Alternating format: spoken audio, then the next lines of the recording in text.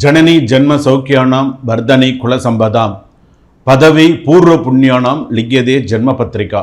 சூரிய சோம அங்காரக புத குரு சுக்ர சனிபியஸ்ட ராகவே கேத்தவே நமஹா. 12 ராசிகள் 9 கிரகங்களோடு அனுகிரகத்தோடு 27 நட்சத்திரங்களுடைய ஆசீர்வாதங்களோடு டிசம்பர் மாத பலன்களை நம்ம பார்க்க போகிறோம். டிசம்பர் மாத பலன்கள் என்று சொல்லக்கூடிய கார்த்திகை மாதத்தில் ஒரு 15 நாட்கள் இருக்குது. அதே போல் மார்கழி மாதத்தில் ஒரு 15 நாட்கள் இருக்கும்.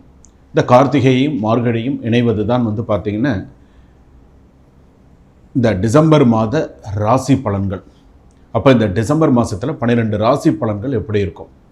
இப்போ பொதுவாக பார்த்திங்கன்னா ஒரு மாதத்துடைய விஷயங்களை நம்ம தெரிஞ்சுட்டால் தான் அந்த எந்த கோவிலுக்கு போகணும், ஒவ்வொரு மாதத்திற்கும் ஒவ்வொரு சிறப்பு இருக்குது. இப்போ கார்த்திகை மாதம்னா ஒரு சிறப்பு இருக்குது, மார்கழி மாதம்னா ஒரு சிறப்பு இருக்குது. இப்போ கார்த்திகை மாதம்னா என்ன சிறப்பு? கார்த்திகை தீபம் சிறப்பு, பரணி தீபம் சிறப்பு.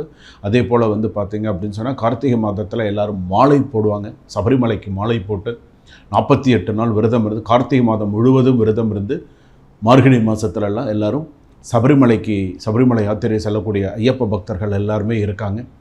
ஸோ அப்படி இருக்கக்கூடிய அதாவது ஒரு சில விஷயங்கள் நம்ம ஜோதிடத்தில் ஒரு மாதத்துடைய பலன்களை நம்ம சொல்லி அடுத்த விஷயங்களை நம்ம சொல்கிறோன்னு சொன்னால் அப்போ அந்த பலன்களுக்கும் அந்த மாதங்களுக்கும் தனி சிறப்பு உண்டு. எந்த ஆலயத்திற்கு நம்ம போகணும், என்ன பரிகாரங்கள் நம்ம செஞ்சுக்கணும், ஒவ்வொரு மாதத்துக்கும் நம்ம ஒவ்வொரு விஷயங்கள் நம்ம தெரிஞ்சுக்கணும். அப்போ இந்த ராசி இந்த இப்போ மேஷ ராசி நம்ம எடுத்துனோன்னா எப்படி நம்ம பண்ணணும், எந்த கோவிலுக்கு நம்ம போகணும், நம்ம எப்படி இருக்கணும் அப்படிங்கிறத நம்ம தெரிஞ்சுக்கிறோம். அப்போ இந்த சபரிமலைக்கு எல்லாருமே யாத்திரை போவாங்க. சபரிமலை யாத்திரை போகும்போது எப்படி இருக்கும்? ஒவ்வொருத்தரும் பார்த்திங்கன்னா சில பேர் அந்த ஒவ்வொரு ஆலயத்திற்கும் சென்று வருவார்கள். ஒவ்வொரு ஆலயம் போவாங்க. சமயபுரம் போவாங்க.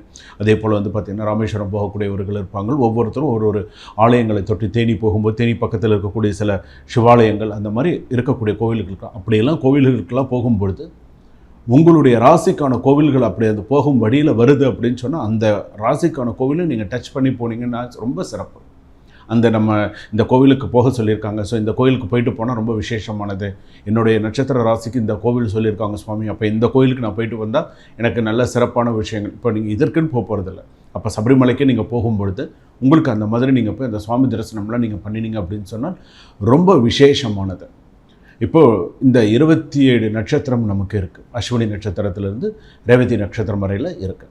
அப்போ இந்த ரேவதி நட்சத்திரம் வரையில் இருக்கக்கூடிய 12 ராசிகள், இந்த 12 ராசி தான் ஒரு மனிதனை ஒவ்வொரு விஷயத்துலையும் ஒரு ஹை லெவலில் தூக்கி கொடுக்குறதும் அவன் கஷ்டப்படுறதும் இந்த 12 ராசியில் கண்டிப்பாக ஒரு ராசியில் அவங்க பிறந்திருப்பாங்க. அப்போ இந்த 12 ராசி பலன்களை அவர்கள் கரெக்டான முறையில் எடுத்துகிட்டு போகணும். என்ன செய்யணும், எப்படி பண்ணணும், இந்த மாதத்துக்கு நம்ம என்ன செஞ்சுக்கணும் அப்படிங்கிறத கரெக்டாக கொண்டு போகணும். அதே போல் நான் உங்கள் டாக்டர் வி ராஜ்குமார் சிவாச்சாரியார் பேசுகிறேன். ஒரு சிறிய கட்டணத்தோடு என்னுடைய நம்பர் பார்த்திங்கன்னா டிஸ்கிரிப்ஷனில் இருக்குது. இந்த நம்பருக்கு நீங்கள் கால் பண்ணுறதுக்கு முன்னாடி வாட்ஸ்அப்பில் எனக்கு மெசேஜ் பண்ணுங்கள். சுவாமி, நான் உங்கள்கிட்ட ஜாதகம் பார்க்கணும், நான் ஜாதக விவரங்கள்லாம் உங்களுக்கு அனுப்பி வைக்கிறேன் அப்படின்னு சொல்லி எனக்கு ஒரு விவரங்களை அனுப்பி வச்சுட்டு அதுக்கப்புறமா நீங்கள் கால் பண்ணி நீங்கள் என்கிட்ட நீங்கள் பேசலாம். அப்படி நீங்கள் பேசும்போது உங்களுக்கு எல்லா விவரங்கள் எல்லாம் உங்களுக்கு சொல்லுவேன். ஸோ என்னென்ன பண்ணணும், உங்களுடைய சுய ஜாதகப்படி என்னென்ன இருக்குது அப்படிங்கிற விஷயங்கள் எல்லாமே உங்களுக்கு நான் சொல்ல முடியும். சரிங்களா? சிம்மராசி நேயர்களை, டிசம்பர் மாதம் உங்களுக்கு எப்படி இருக்கும்? மக நட்சத்திரம், பூர நட்சத்திரம், உத்தர நட்சத்திரம் 1ஆம் பாதம் வரையில் சிம்மராசி தனது செயலால் நிறைய வெற்றிகளை பெறக்கூடிய சிம்மராசி நேயர்களை, உங்களை இப்படி சொன்னால் சிறப்பாக இருக்கும். உங்களுக்கு ஒரு யோகமான மாதம், ஒரு நல்ல மாதம், நல்ல சிறப்பான ஒரு விஷயந்தான். இனிமேல் சிறப்பான விஷயங்கள்லாம் நிறைய நடக்கும், நிறைய நல்ல விஷயங்கள்லாம் இனிமேல் வரும்.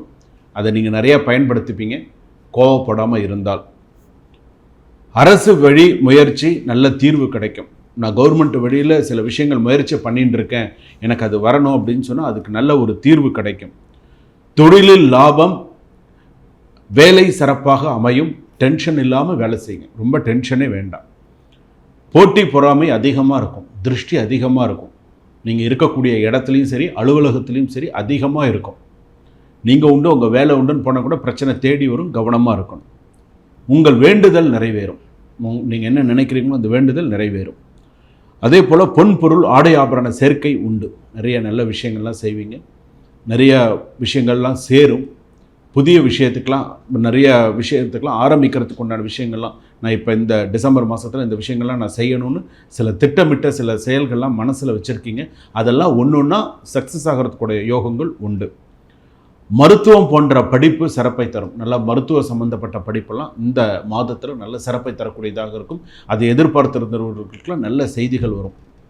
மருத்துவர்களுக்கெல்லாம் சில இடமாற்றம் ஏற்படும். டாக்டர்ஸ்க்கெல்லாம் ஒரு நல்ல இடமாற்றம் கண்டிப்பாக உண்டு. அதே போல் தனியார் நிறுவனத்தில் இருக்கக்கூடியவர்களுக்கு உத்தியோக உயர்வு, ஊதிய உயர்வு கிடைக்கிறதுக்கு உண்டான வாய்ப்புகள் நிறையா இருக்கும். சில பேருக்கு ஐடியில் வேலை பார்க்குறவங்க, தனியார் நிறுவனத்தில் வேலை பார்க்குறவங்க வெளிநாடு செல்லக்கூடிய யோகம், உங்களுடைய கம்பெனி மூலமாகவே நீங்கள் வெளிநாடு போகக்கூடிய ஒரு யோகம்லாம் வரும். வேலையை எதிர்பார்த்திருந்தவங்களுக்கு கண்டிப்பாக நிச்சயமாக நல்ல வேலை கிடைக்கும். நல்ல வேலையாக இருப்பீங்க. அந்த வேலையை ஸ்திரப்படுத்திப்பீங்க. ஸ்திரப்படுத்தக்கூடிய யோகத்தை அதுக்குண்டான விஷயத்தில் முழுமையாக இறங்கி நீங்கள் செய்வீங்க. பொருளாதார பாதிப்பு அப்படிங்கிறது வந்து பார்த்திங்க அப்படின்னு சொன்னால் கொஞ்சம் ரொம்ப பண விஷயத்தில் செலவு பண்ணும்போது எச்சரிக்கையோடு செலவு செய்ய வேண்டும். படிப்பில் அதிக கவனம் செலுத்த வேண்டும்.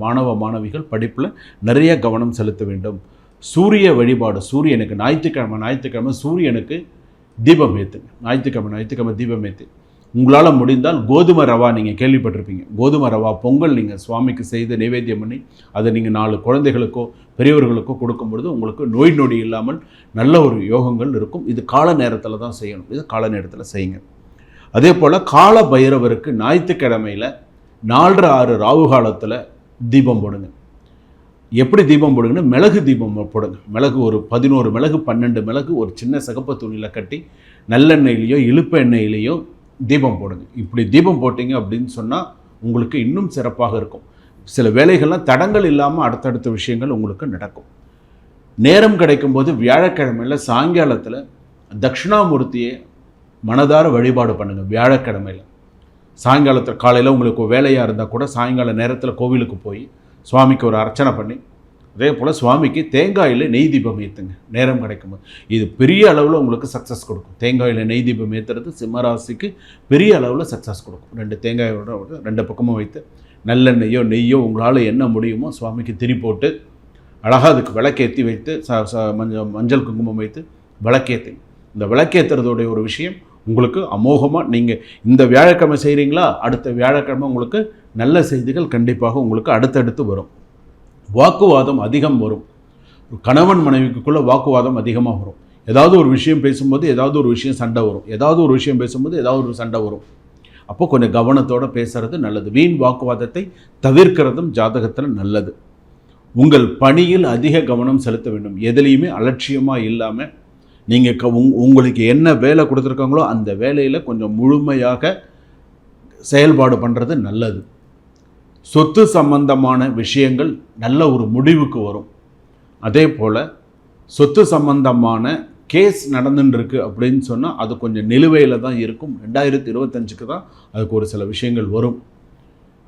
கணவன் மனைவி விவாகரத்து எதிர்பார்த்திருந்தவர்களுக்கு இந்த டிசம்பர் மாதம் சுப செய்திகளாக இருக்காது. அதுக்கு இன்னும் கொஞ்சம் நேரம் இருக்குது சிம்மராசி பொறுத்த அளவுக்கு. சில பேருக்கு வேலையில் கொஞ்சம் பிரச்சனைகள் இருக்கும். வேலையில் பிரச்சனை இருக்கும். இந்த வேலையை விட்டுட்டு அடுத்த வேலைக்கு நம்ம போகலாமா, இந்த வேலை நமக்கு சரியாக வரல, அடுத்த வேலைக்கு போகலாமா அப்படிங்கிற ஒரு எண்ணங்கள் வரும். ஸோ அப்படி வரும்பொழுது கொஞ்சம் இந்த வேலையை தக்க வச்சுக்கோங்க.